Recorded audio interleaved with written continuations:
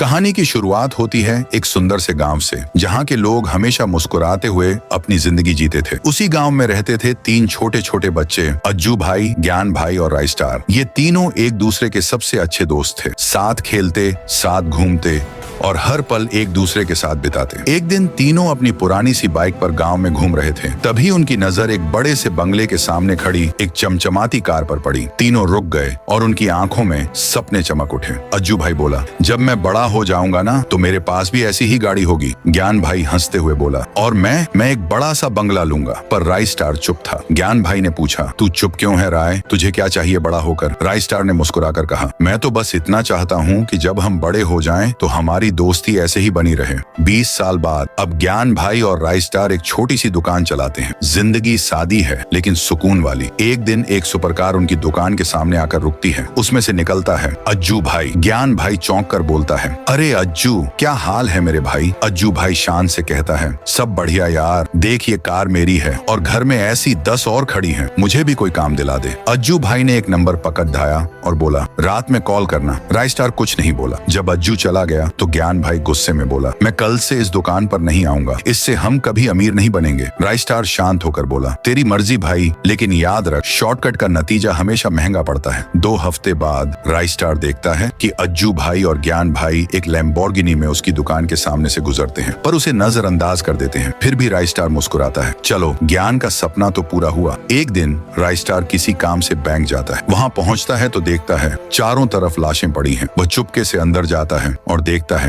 अज्जू भाई और ज्ञान भाई बैंक लूट रहे होते हैं। राय स्टार दौड़ता हुआ उनके पास पहुंचता है। ये तुम क्या कर रहे हो? ज्ञान भाई गुस्से में चिल्लाता है, तू बीच से हट जा रहा है वरना तुझे भी मारना पड़ेगा। राय स्टार मना करता है और तभी अज्जू और ज्ञान दोनों उस पर गोली चला देते हैं। राय स्टार बेहोश हो जाता है। जब उसे होश आता है, डॉक्टर कहते हैं, किस्मत अच्छी थी, गोली दिल को नहीं लगी। थोड़ी देर बाद अज्जू भाई भागता हुआ आता है। राय भाई, वाइट 444 के गुंडों ने ज्ञान को पकड़ लिया है। बैंक लूट के बाद वो हमें घेर के पैसा छीन लिए। मैं तो भाग गया पर ज्ञान पकड़ा गया। राय स्टार का गुस्सा अब आसमान छू रहा था। अब जो भी हो, ज्ञान को मैं बचा के रहूंगा। वाइट 444 चिल्लाता है, हमारे इलाके में चोरी करेगा तो मरेगा। ज्ञान रोते हुए बोलता है, मार दो मुझे, मैंने अपने ही भाई जैसे दोस्त को मारने की कोशिश की है। तभी एक बड़ा धमाका होता है। धूल के बादल हटते हैं और एंट्री होती है राय स्टार और अज्जू भाई की। जबरदस्त फाइट होती है। राय स्टार और अज्जू भाई मिलकर वाइट 444 और उसके गुंडों का सफाया कर देते हैं। धुंध हटते ही ज्ञान भाई देखते हैं वाइट 444 भाग चुका है। जैसे ही वो पीछे मुड़ते हैं,